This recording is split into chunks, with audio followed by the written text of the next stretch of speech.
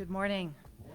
I'm Amy Gadara. I have the pleasure of serving as the Secretary of Education for the Commonwealth of Virginia, and I want to welcome you all to the Patrick Henry Building today, where we will be releasing the National Assessment for Educational Progress January 2024 results.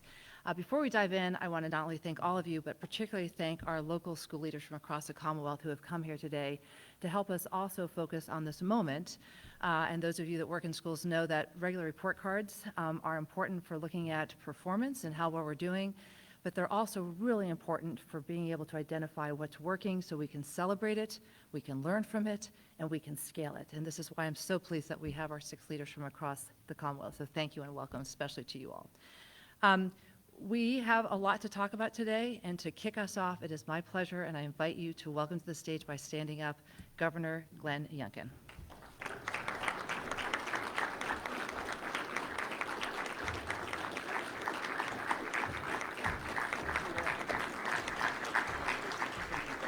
Thank you for being here. Thank you. Well, good morning. Good morning. Hope everybody's well. I am going to get us started this morning, and I'm going to actually ask you to pay attention to some slides while I do this, because I think it's really important. Let me just begin with thanking Secretary Gadara and Dr. Coons. I also want to thank our friends in the General Assembly who have been great partners on this huge effort to recover from learning loss in the Commonwealth of Virginia. And I also want to thank our state board. And I just, at the end of the day, our President, Grace Greasy, thank you for all you do. And I'm sure I left somebody out who I was supposed to thank, and so please feel appreciated, because you all are, because we're on this journey together. What we are working on together is to make sure that Virginia's students have not just a great education, but in my view, the best education in America, to prepare them for the opportunities that are going to be available, that are available, the dreams that they have and will have, and most importantly, to allow them to become the great people that they are ordained and destined to be. That's what we're doing together. And what we are seeing today are test results from tests taken in January 2024, so a year ago. And those test results tell us exactly what we expected them to tell us.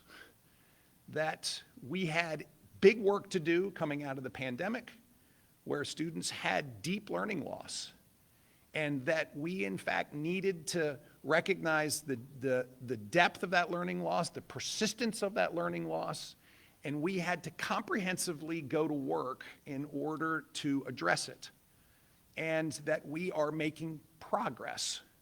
Because the tests that we saw in May, which were in our SOLs, which were done after these tests, demonstrate that we are making progress. But I don't want to miss this last point. We have a long way to go, and we have a lot of work to do. And that's why I'm also encouraged by the collaborative work going on between our school divisions and the state, but also the comprehensive set of supports that are in place in order to do exactly that. And so if I can just turn us to slide 3, I think is slide 3. Keep going. Perfect. And so what we see here is our testing timeline. And of course, what we saw coming into the pandemic was the beginning of the decline of our NAEP scores. We peaked in 2017, and then we began to see this decline. And this decline really did demonstrate the fact that we had seen students become less proficient in math and reading particularly, and in particularly our young grades. 8th grade as a fabulous point to see how are we doing at this critical juncture where building blocks are translating into comprehensive learning. And in 4th grade, where we need to assess whether the building blocks are getting put in place. And then, of course, the pandemic hit. And we had Virginia schools closed for an extensive period of time. We were 45th in the nation getting our schools back open. And that severely impeded both of those journeys, the building block construction And then on top of that, the translation into building blocks, into sophisticated learning. And so that was the foundation that in 2022 and 2023 that we started this journey together. And if we could move forward one slide.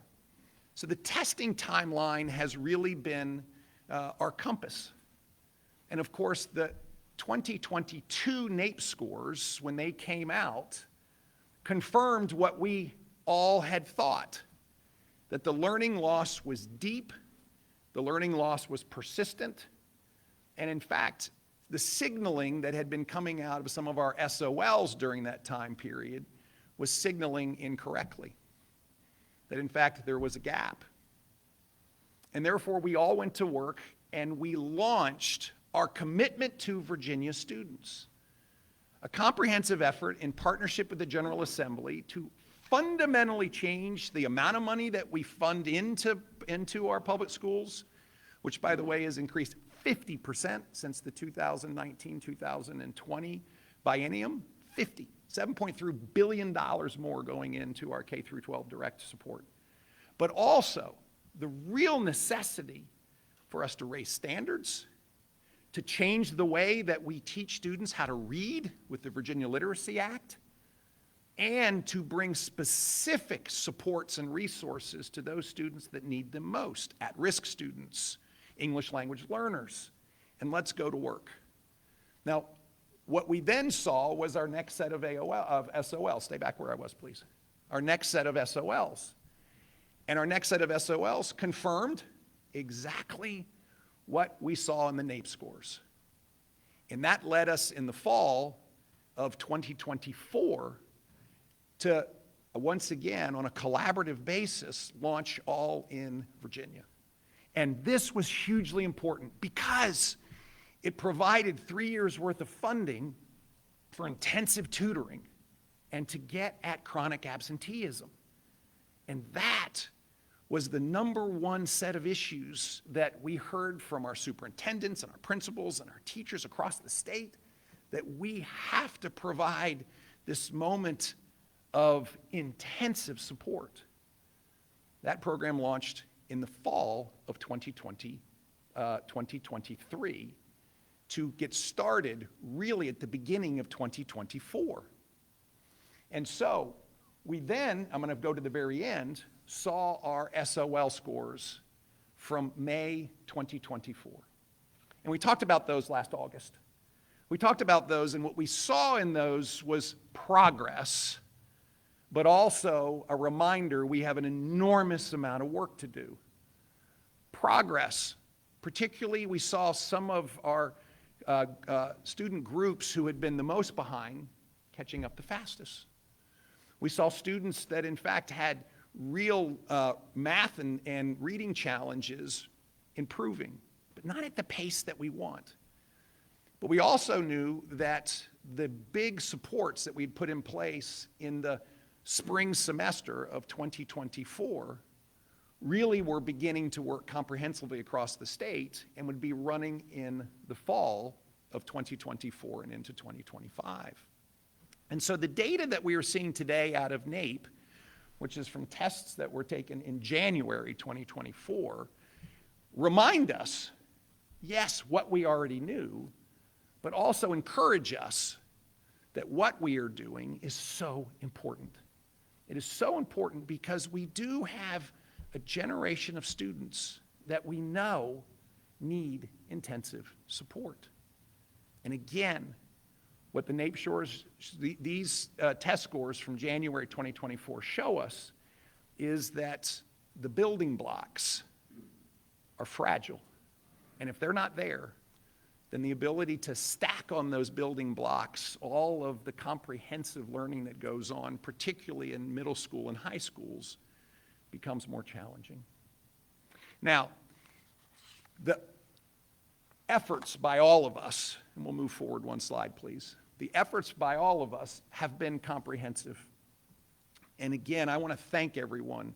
There have been legislative task force, there have been governor's task force, there have been local task force from superintendent leadership, There have been work done by the superintendents associations. I mean, there has been a huge effort of collaborative work, and that has translated into a series of initiatives that started back at the beginning of the administration to rethink standards so that we could raise expectations in those standards, to actually put in place interventions like the $418 million in All in Virginia, which kicked in January 2024, right when these tests were being taken, and all of the efforts around literacy, the efforts around customized opportunities for students with seat flexibility and specific pathways and personalized tutoring, and by the way, the amazing efforts of our teachers. And at the end of the day, it is that magic moment in a classroom where a teacher and a student find that relationship and that interaction, which inspires that student to even do better than they thought they could do. And that sometimes is a student who is soaring faster, and it sometimes is a student that needs extra help. We think about all of these supports in 4 buckets, and we'll move forward to the next one. Rigorous expectations. What does it mean to be proficient? How do we get there? What are the things that students in Virginia need to know? And we've gone through a huge process in order to do exactly that. Literacy. We know if a student can't read well at a proficient level by 3rd grade, they find themselves behind for an extended period of time. And the work from the Virginia Literacy Act, which was, of course, passed 2+ years ago, but has taken the time to get training done, materials done, is now fully running. And that is so exciting. And we're extending it from beyond 3rd grade all the way up through the rest of elementary school into middle schools. We look at transparency. So with the school support framework, the performance and support framework, we now know the schools that need the most help. And how can we channel support for them? Of course, financial support, which is why I put $50 million more for these schools to support what they're doing, but also support from the state, and of course, extra focus that I know our superintendents are able to provide. Resource hubs for educators, all there. Personalized learning environments, because we know students run at different paces. So how can we have seat time flexibility? How do we make sure that we get cell phones out of the schools so that students can focus on learning and not on the 200+ notifications that they get every single day that distract them? And then how can we, then take all of the intensive individual tutoring and allow that to be customized through transparent data so that students and parents and teachers can see how that student is progressing in their own academic journey. And then, of course, all of the tutoring that's available. We know that it takes everything. And that's why when we get together today, and I so look forward to our superintendents sharing what they are seeing literally in the classrooms with students. But when we get together and we're able to reflect on the fact that we knew we had a big problem, we moved mountains in resources and capabilities, and those mountains and resources and capabilities are working. We just have so much to do, and we are committed to making sure we do it. This past August, when we got together and talked about the results from our SOL testing, from the May SOL testing, after we'd had really roughly a semester of hard work, the encouragement to see that first chronic absenteeism was on a double-digit decline. And again, I want to thank all of our superintendents and our principals and administrators for the hard work to make sure that the most important thing to a student's journey is to be in the classroom. And then we've seen the impact of the intensive tutoring, where when it is full on and comprehensively run for an extended period of time, which really started in the spring semesters of 2024, we see impacts. But it must continue. All in Virginia was a 3-year commitment, and it was $418 million. In the first full year, a little under $100 million was expended. And so moving into this year, which is a full year of work, we anticipate that a third of the $418 million will be expended, and then there's another year ready to go. And that was the whole purpose. And I know that all of us would love for 3 days of intensive tutoring to make the difference. But we know we have to do it on an extended period of time in order to support students on that journey. Let me move forward one more slide with me. There's progress. And on the left-hand side of this slide, I just grabbed fourth grade math. And what we see in fourth grade math is an uptick in our fourth grade math performance. I have to be honest, it's the national uptick as well. And I want Virginia to be the best. And this is one of the areas that I know there's a lot of focus. It's the same uptick that we saw this past August when we were together from the May tests as well. Now listen, one of our big challenges, and the superintendent will take you through it, is reading is really not picking up the way we want. And we've got to double down on what we're doing on reading. And we also see that 8th graders are really seeing challenges in both reading and math. And again, those building blocks and getting them back in place. We are seeing communities that had historically had the widest gaps recover faster because of the efforts. And so I will repeat what I said in August when we were together. What we are doing is working, and we need to keep doing it with the same intensity that we're seeing right now. Now, our next milestone will be our May SOLs.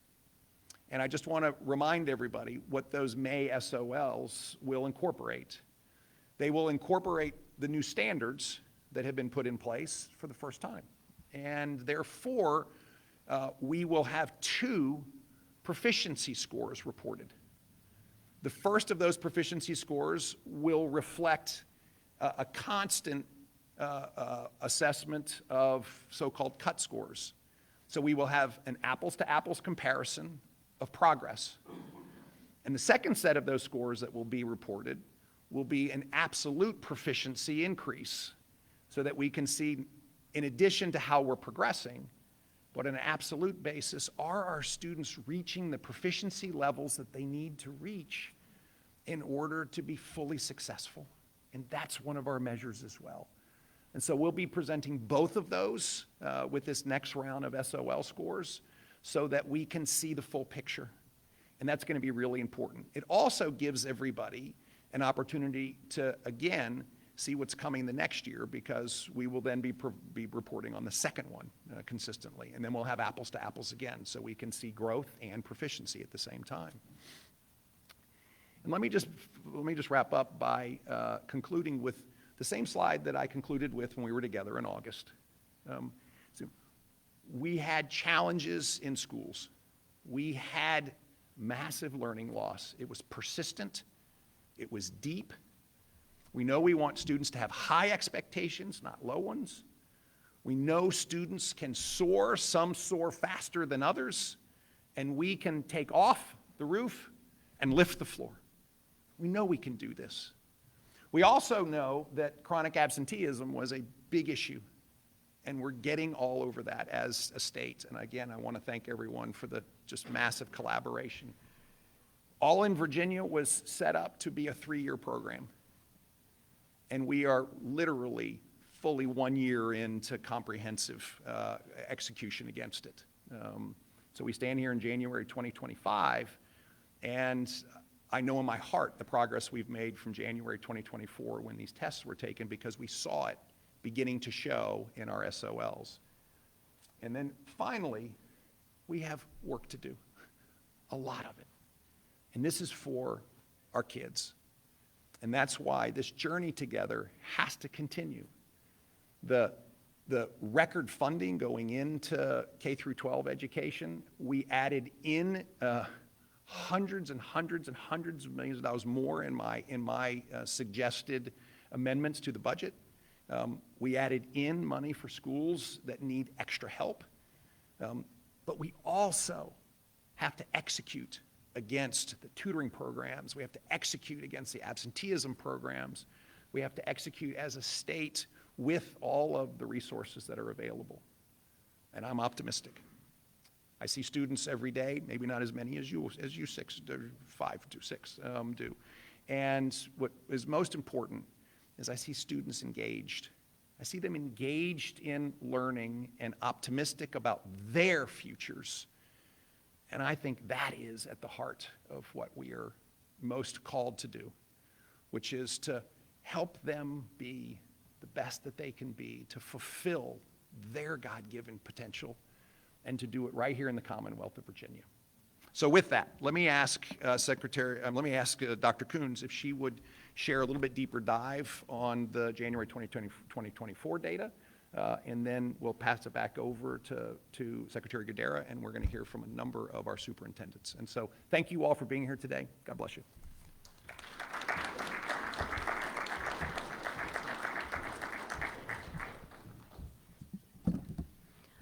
Thank you, Governor. Thank you for telling us where we've been, where we are, and where we're going, and helping us focus on our most important asset, our children. I also want to thank the educators in the room and recognize the exemplary and hard work you're doing, and I'm so excited to hear your stories after we finish up on the data. It's a little strange to talk about the NAEP release day today, January 2025, when our students took this assessment over a year ago. And given that we took SOLs in May of 2024 and talked about those this past fall, it's a little bit of an odd space to be in for me to talk about this data, but it is not surprising. It's not surprising for us. It's not surprising for our educators.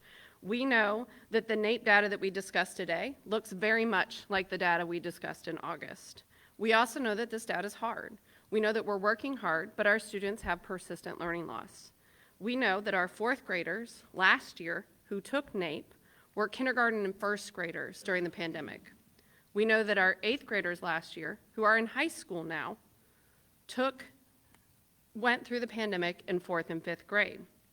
And we know that 8th grade students who took last year, that 4th and 5th grade year is a foundational year in education. It's then transition from those early grades to where content gets complex, reading gets more rigorous, math gets more complicated, and those students missed a lot of that. And we're seeing that persistent gap and that learning loss that our educators are working hard show in our data and our results today. We also know that since January of 24, as the governor spoke, we've done a lot of work. Our school divisions have worked on All-In. They launched their All-In plans. Our department teams have worked really hard on the Virginia Literacy Act, training division leaders, working on teacher training over the summer, principal training, lots of summer symposiums. And we know that our school divisions launched tutoring programs. We launched statewide platforms of tutoring. We've worked diligently on chronic absenteeism, and many of our school divisions have gone bell to bell on cell phone free or removed cell phones completely from their classrooms. That is a lot of effort that happened after this data. And I just want to reinforce what the governor said about all of the hard work that this data may not reflect as we're moving forward. We are seeing some progress in our 4th grade students, and we're excited to see that, in particular in math. And as the governor mentioned, our reading is not quite showing that progress that we need to see. And then in our 8th grade, we're seeing a different story. We're going to talk about that story today, and we're going to talk about some of the challenges that our 8th graders, who are now 9th graders, are still persistently seeing in their data. So as we look at our 4th graders and their results in comparison to the nation, we see that our scale score from 2022 to 2024 did not change overall in reading as a Virginia set of students in 4th grade reading. However, as a nation, the scale score did decrease 2 points. And as we look at jurisdictions, also called states, we see that we're in the middle of the pack. We have about 11 states above us in our reading performance. We're sitting around 30 other states and 11 states below us.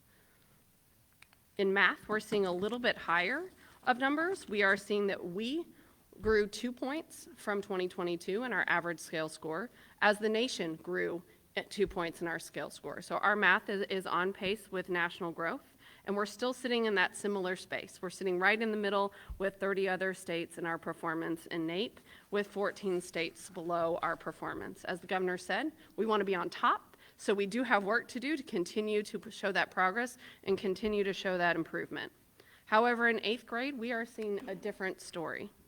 In 8th grade, we know that these students are now 9th graders, and they took this test a year ago, but our 8th graders dropped 4 points in their scale score from 2022, while the national average dropped just 2 points. We see ourselves with 16 states higher than us in the middle and 12 below.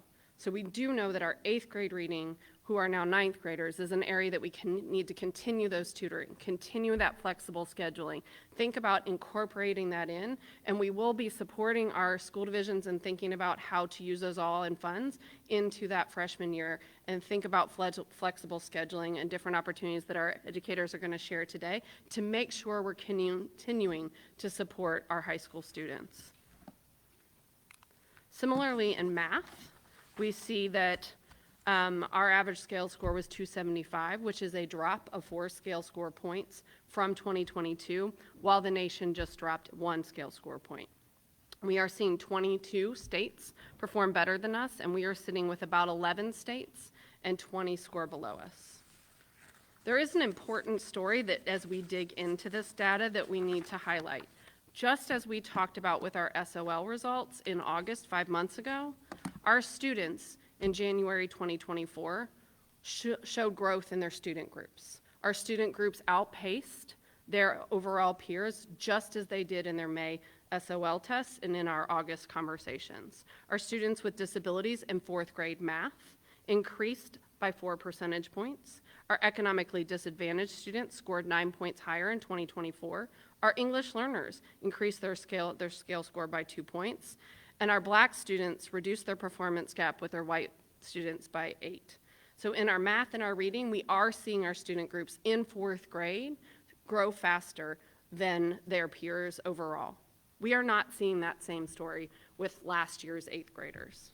We are seeing bigger challenges. We are seeing that overall we were 4 points lower in 8th grade reading, and our students with disabilities decreased 10 points. That means that gap is widening in our upper grades, and we definitely need to focus and provide continued intensive supports for our students with disabilities as they move into high school. 8th grade math tells a similar story to 8th grade reading. Our economically disadvantaged students scored 4 points lower in 24 and 2022, as well as our English learners saw a gap of 5 points. So we know that our high school students today need continued supports, and we know that our schools have that all-in funding that the governor discussed to continue to think about high school. We know that we have personalized learning platforms to continue to support those students, and we know that our high schools and our middle schools are looking at flexible learning time. We've had many conversations, and we're looking forward to those conversations, but most importantly, Secretary Gadara is going to introduce our educators and talk about some of the exemplary practices that are already happening to address some of these challenges. Thank you so much, Superintendent. So what you just heard the Superintendent talk about is that we have a lot of work to do. You heard the governor say this as well. But part of what we also know is that the data tells us where we need to put our energy, our time, our energy, our focus, and our money on things that work, and to make sure that we are focusing and seeing every child, meeting every child where they are, and getting them where they need to go. We also know from looking at this data, as the Superintendent just showed, we have some really promising bright spots that we need to take the time to celebrate and to learn from, and so that we can take these to scale, because as the governor said, we cannot wait. You heard the governor go through on the slides the real strategy of recovery that Virginia Together has been working on. But rather than us going over that again and talking about that piece by piece, there's nobody better than the 6 people in front of you that can talk about what they have been doing over the last year. And I want to note that they're here because their data shows that they are making a difference. And so we hope that divisions across the Commonwealth will be learning from what these folks are doing, because they're leading the way, and we should all leave here today inspired and full of hope of what Virginia can do when we learn from our exemplars. So I first want to invite the Superintendent of Danville Schools, Dr. Harrison. Thank you. Good morning, Governor Youngkin, Secretary Gadara, and Dr. Coons. I am thrilled to be here to celebrate our outcomes as evidenced by our unwavering commitment to the Virginia Literacy Act, the integration of high-quality instructional materials to increase rigor, and our collaborative embrace of the science of reading. We're no longer in the reading wars. The generous support of our governor through the All-In Plan has been pivotal in our success and our growth with academic achievement. Those dollars were used for extended learning, personalized opportunities for tutoring, school redesign, and extending our day. I would be remiss if I did not acknowledge the support of our Virginia Department of Education and Office of School Quality in building capacity and serving as our partner throughout this process. I'm incredibly proud of our teachers, our support staff, as learning for us begins with the bus picking up children until the end of the day, and they have persevered through the COVID challenges to work toward better achievement for our students, offering engaging environments for children and improving and demanding better for our children. I'm equally inspired by our parents. Our parents have received the rigor. They've received the higher expectations. They've received our expectation that they attend school. And we cannot help our children realize their dreams without raising expectations and continuing to raise the bar for all children, even children who are economically disadvantaged. So I am honored that to be here today, and thank you so much for this opportunity as we continue to raise the bar.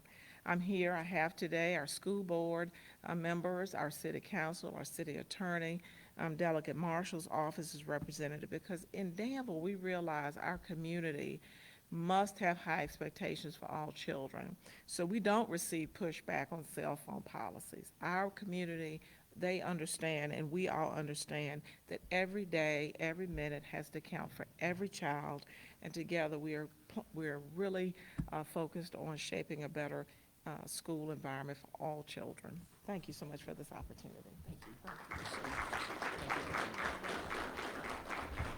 I'd now like to invite Superintendent Bowling from Bath Schools. Good morning. I would like to thank Governor Youngkin, Dr. Coons, and Secretary Gerdera for the opportunity to speak on behalf of the Commonwealth students, educators, and families. I'm currently the superintendent in Clark County, but was previously the superintendent in Bath, and also learned valuable experience while my time in Wise County. It takes all of us working together to ensure the success of our kids, America's future. The all-in funding was a blessing, as it allowed an opportunity to prioritize our greatest asset, our people. In Bath County, we were strategic in making sure the funds went directly to our team. All employees, including school leaders, came together with a summative goal of increasing student learning. In fact, I was blessed to volunteer to tutor in physical science and mathematics. Our physical education and health teacher tutored in earth science. Leading the way is so important. I'm thankful for my time with educators in small divisions. All divisions have strengths, but small divisions can pivot more quickly as student needs arise. Divisions must spend time looking for ways to succeed as opposed to making excuses. It's all about priorities. Together, we can unlock the potential in every child through high expectations coupled with supports, a priority on productive relationships, and data-driven decision-making. Teachers teach kids, not programs and buildings. We need to always keep our people as priority one. All of our people came together, stood up to tutor our kids. Thank you for the opportunity. I'm blessed to do what I do, and I realize and know that we can do this together. Thank you.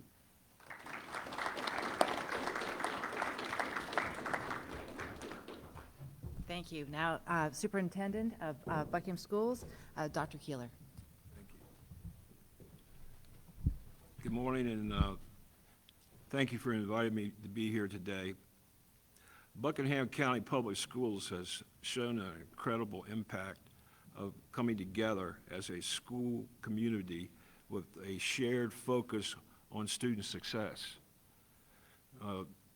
Through strong central office and school-based leadership, the dedication of our hardworking teachers and staff, and a willingness to make necessary changes, we've made tremendous progress in combating learning loss, and getting back on track. We grew as much as 16 percentage points in some areas on the last SOL test. And that was big for us.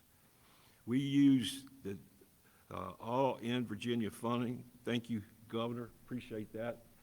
And thank you for taking the cell phones too, I appreciate that. To adjust daily school schedules.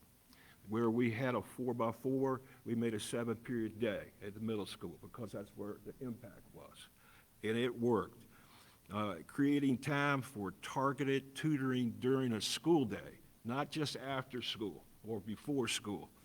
We had so many students, and we're still doing it, to get individual support they needed.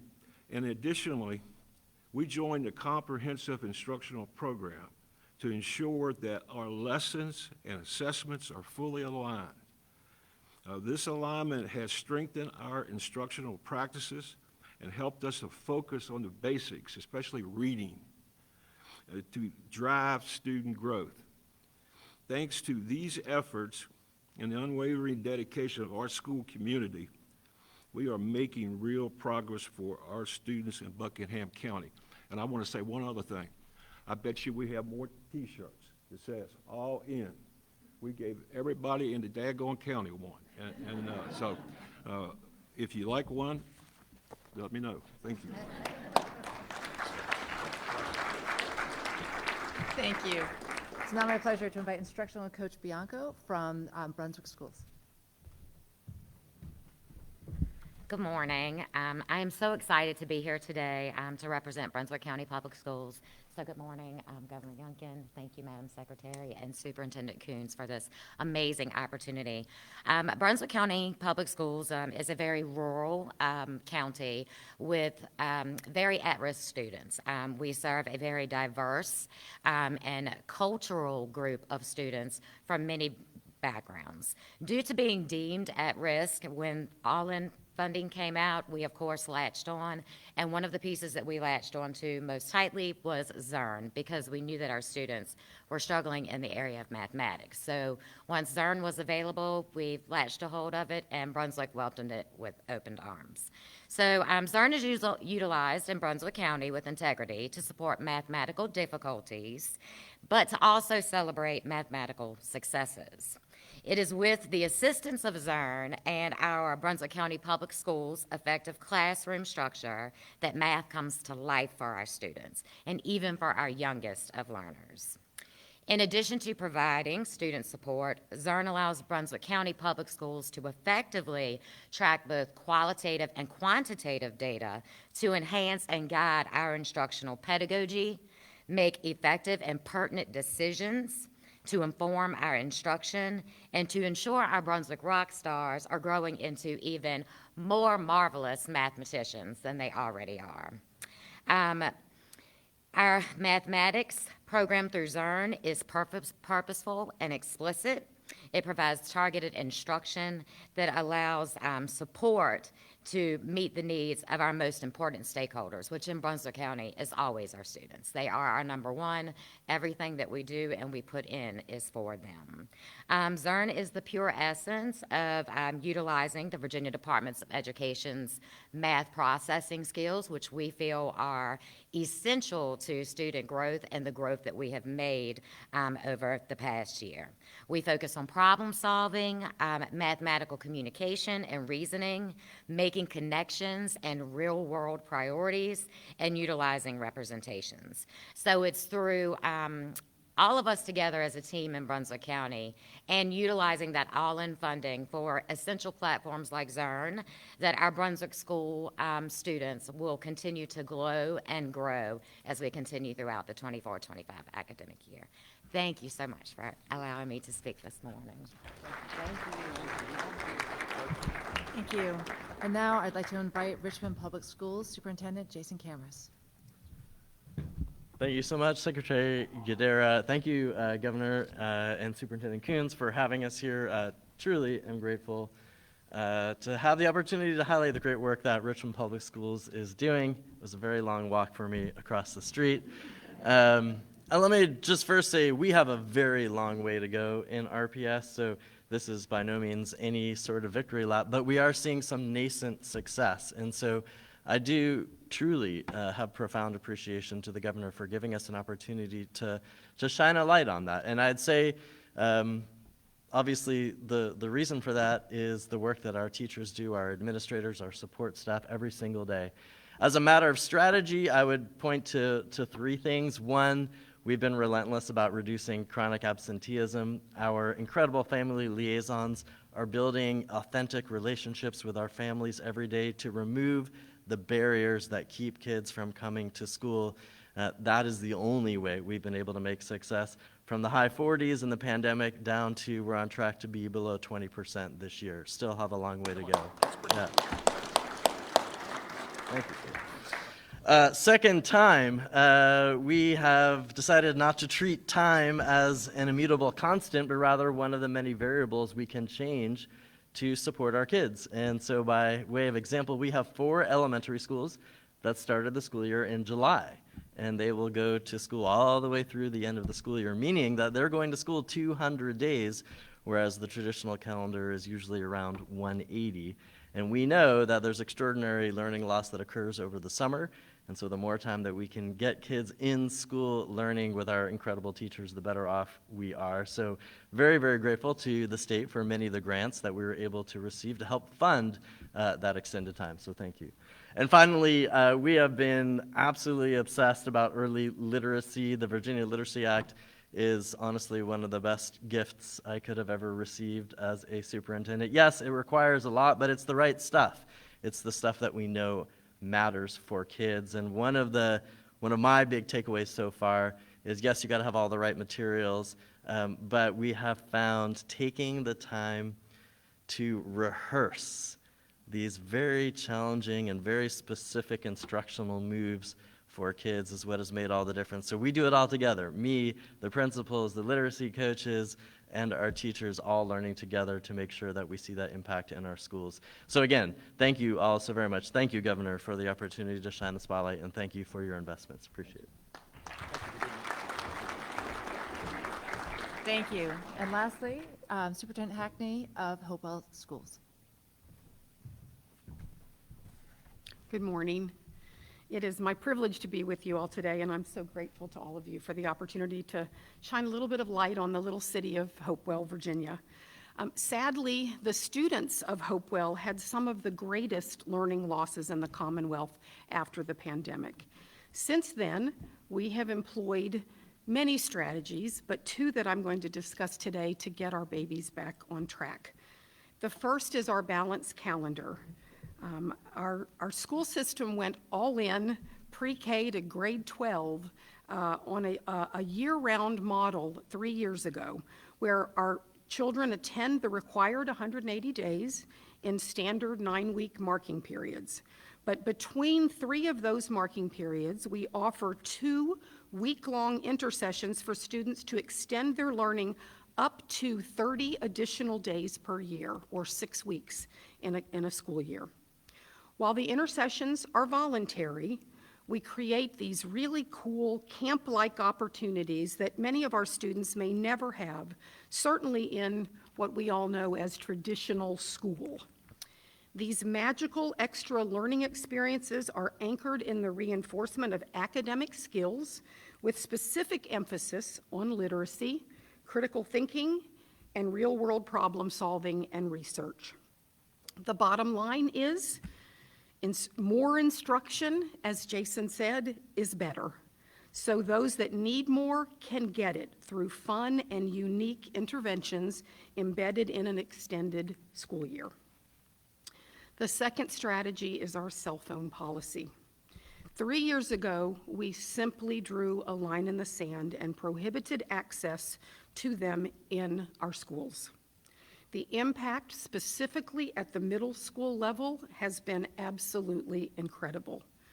Our secondary students are now engaging in high-quality instruction without the addictive draw of those devices. 2 of the best things that we ever did, and there is definitely hope in our well. And I am thankful to all of you for the privilege to be here today.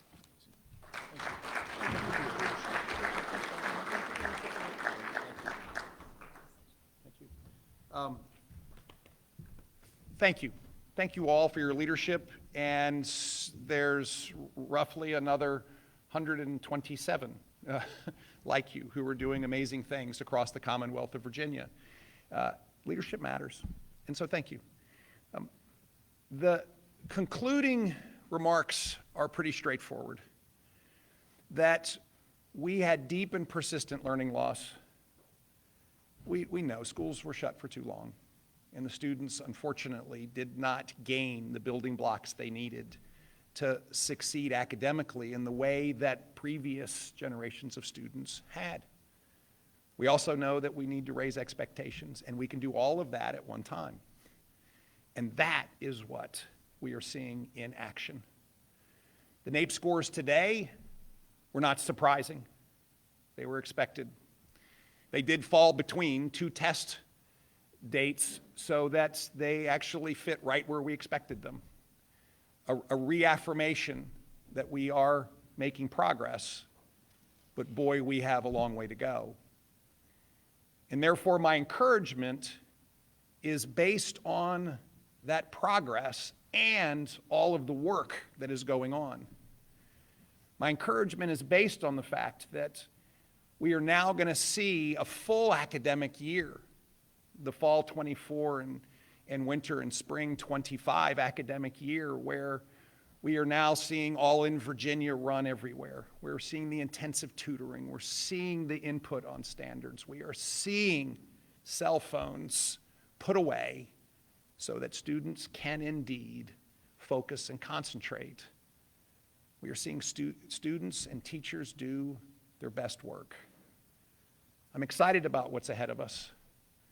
This is a journey that is underpinned by the professionalism of all the people you've seen, our teachers, our administrators, folks at the state level, the local level, parents finding new ways to be engaged in their children's education, finding those unique pathways for their child so that their child can be met where they are and have that customized education that allows them to soar. That is Virginia education, and I'm excited about what we're doing.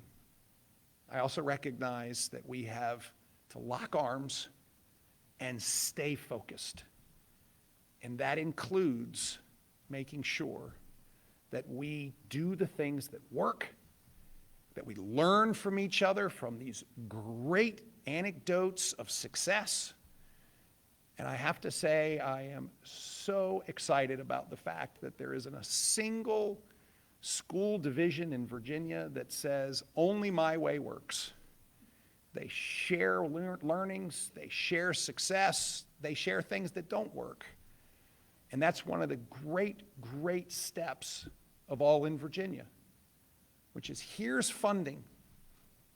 You all decide how best to deploy it that meets your school division in order to tackle the specific challenges and differences that we know exist from a rural school to an urban school division, from one that has a much higher level of English language learners than another one, from ones that have great distances to travel in order to get to school and others that don't, from where chronic absenteeism is replete in the division and others where it's less present, from the fact that we have students that all want to learn and want to succeed as the constant. And that is both our challenge and that is our opportunity. So thank you for coming. We will have another round of data this spring in May. We will look forward to getting together at the end of August or beginning of September, and once again assessing that what we are doing is working and what do we need to do more of. Along the way, there's course corrections and constant collaboration, and so I thank everyone for that. And let's just remind ourselves that we do this for our students and our families. May God bless you all, and thank you.